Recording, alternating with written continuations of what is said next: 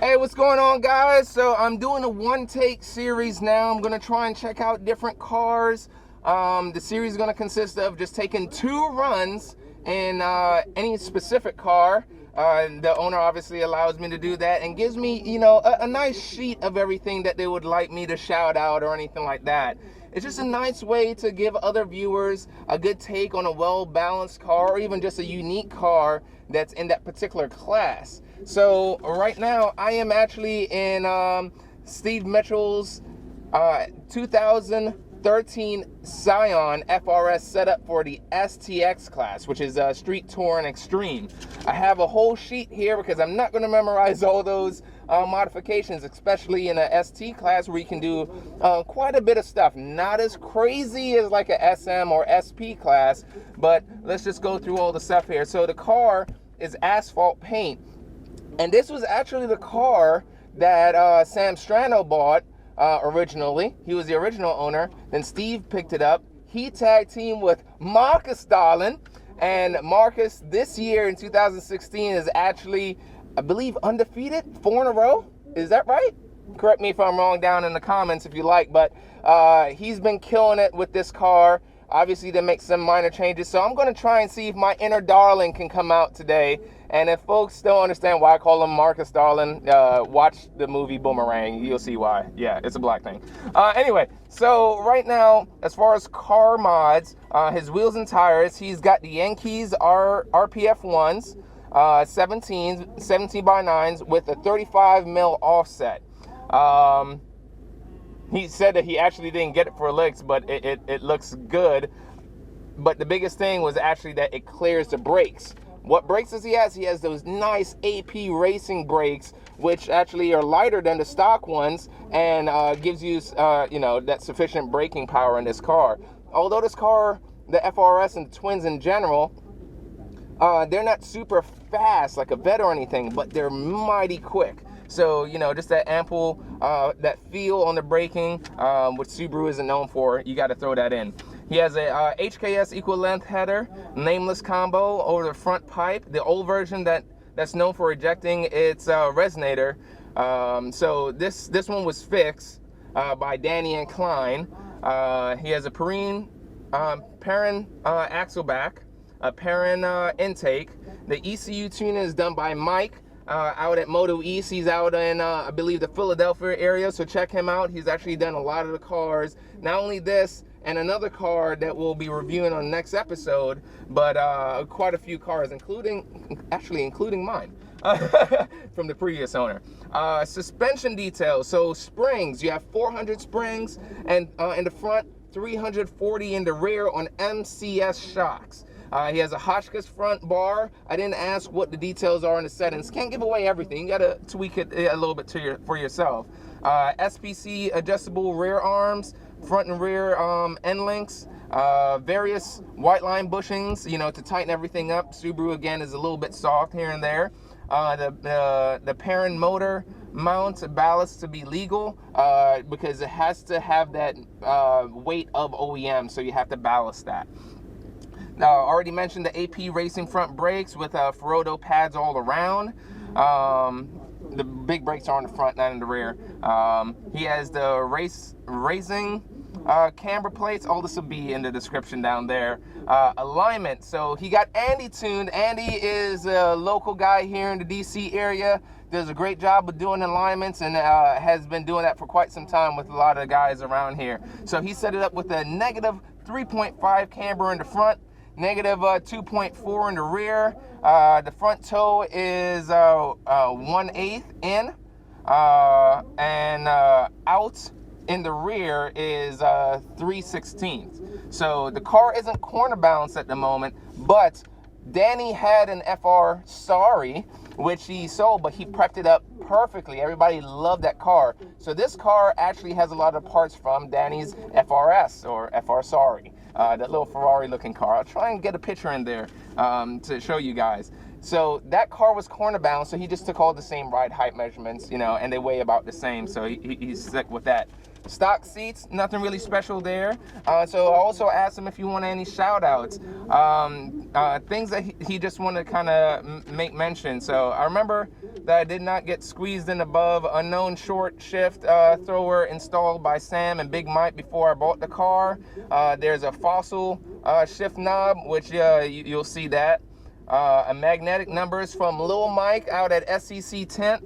Shout out to him. Sorry this sounds like a commercial, but just trying to go through all the formalities here. He wanted to tell a little story about this car. So big thing is I knocked a Jersey barrier over about 6 feet back on the 35th run of a testing tune. I was actually there too, saw this. It was crazy. With very hot Dunlops at the time. So this was a few years ago, when he really didn't have any clue how to drive a rear-wheel drive car. And then he said he still doesn't know, but it's better now than it was then. The car would have been towed in a normal world due to the time out in service, but was still cheaper to fix than replace. Seems mostly fine now. And I guess Marcus Darling has been killing it in a car that isn't, you know, OEM, as far as damage, I should say. So, hey, they worked this magic. The car is working fine. So let's get into driving. I've only driven on the course as a co-drive once. So I have no idea what to expect here. Just gonna get comfortable in here and get going. I'm just gonna cut in line at the moment. So I have to kind of let everybody know I am coming down.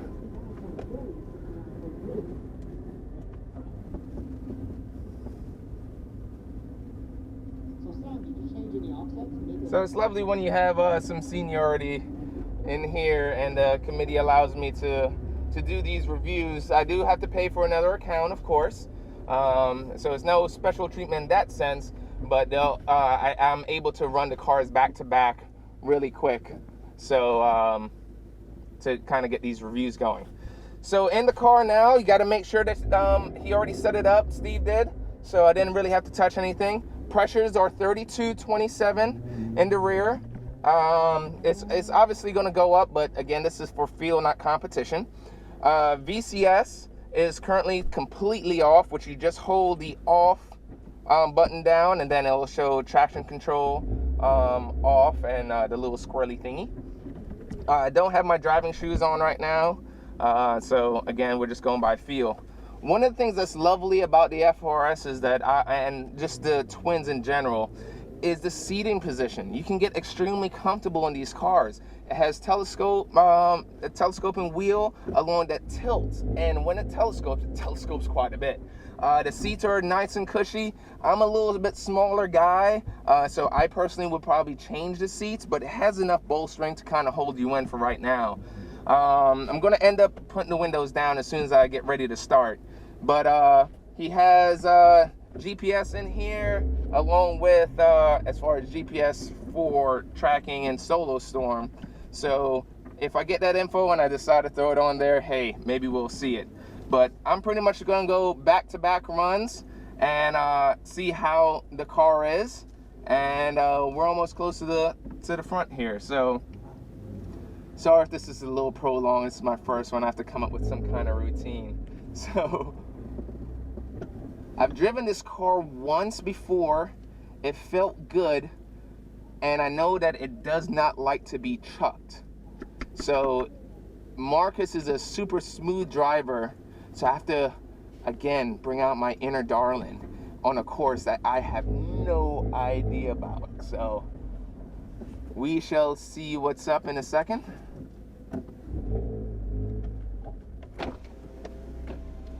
Ooh, auto up and down. That's freaking awesome. All right, so let's see what we got here. Live streaming again. Almost.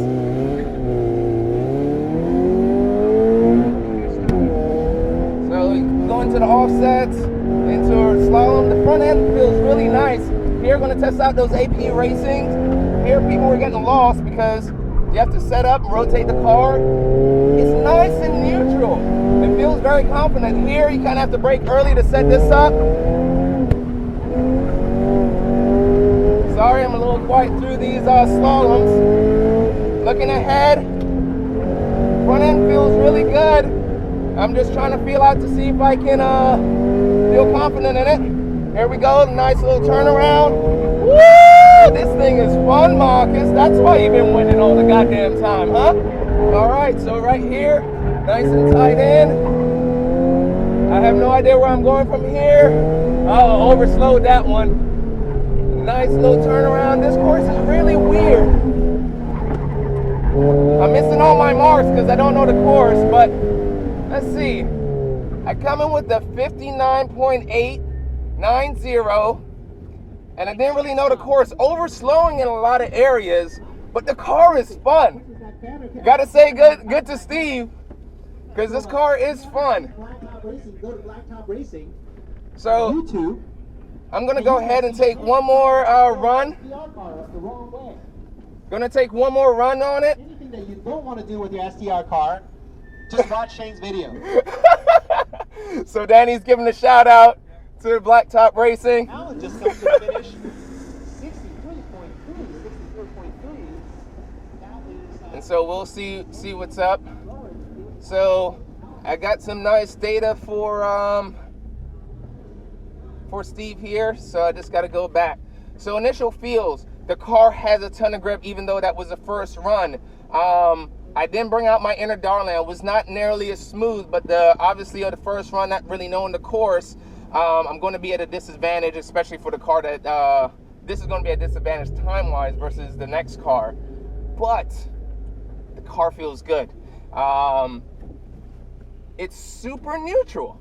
It's super neutral. It has a hint of understeer, but all you have to do is slow the hell down, right? But going through the slaloms is nice. Actually, it shouldn't even be a but.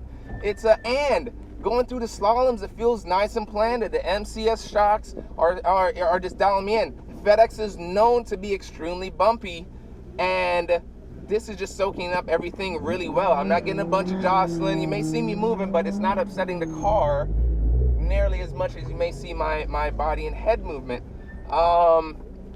Brakes now are starting to squeal because I was kind of overusing them here and there. So I'm going to try and see what I can do as far as attacking the course now. No reckless abandonment, but I'm going to be quiet on this one to just kind of feel how it is and see how I can attack the course. So tires are nice and warm now, so we shall see. Flew off the car on the first run. Huh? Something flew off the car on the first run. Okay. Doesn't look like it was a camera, but it's something black. It's sitting up there by the... Sitting up there? Yeah, it's up there. I'm Okay. looking at it.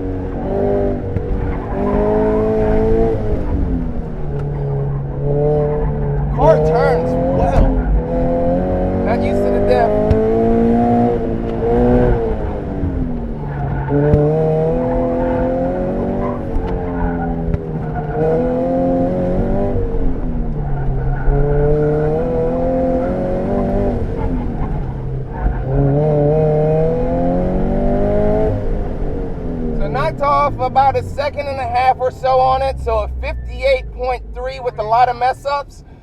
There's a low 57 in this car. The car is good. It feels really good. I'll get it, don't worry about it. Okay, thanks, Steve. Oh, Kevin's scored another cone on course already. So what's going to happen with Kevin's time? All right. 6.6. So I'm all done with Steve's car. Car feels good. Apparently something just kind of popped off. It was just a piece of plastic. If it's a Subaru or if it's a BMW, something's going to pop off eventually. And the car feels amazing. I mean, it does everything well. you have to watch your throttle inputs because of how the torsion diff in this reacts. But if you have good discipline on your throttle, then the car's balance is really good. In the slaloms, if you just watch your throttle, or if you're full throttle, just not be late, obviously, and hit it, this car is on point. Got down to a 58.3, and this car definitely can get down even a second more so. If Marcos is here and he on his fourth run or even third run, he'll be down there as far as the confidence that he'll have in the car, no doubt. But again, I'm not pushing these cars 10/10ths because, one, it's not mine, and this is just a quick review on it. So hope you guys like it. This is a very nice setup car. The next car that I'm going to test out is also an STX car, but that is on Rivals. Some of the same power mods, but we'll go over that. Check out episode 2. I'll try and put a link down in the description or a little hyperlink inside the video. But thanks for checking us out. Blacktop Racing. Shane's out. Take care, guys.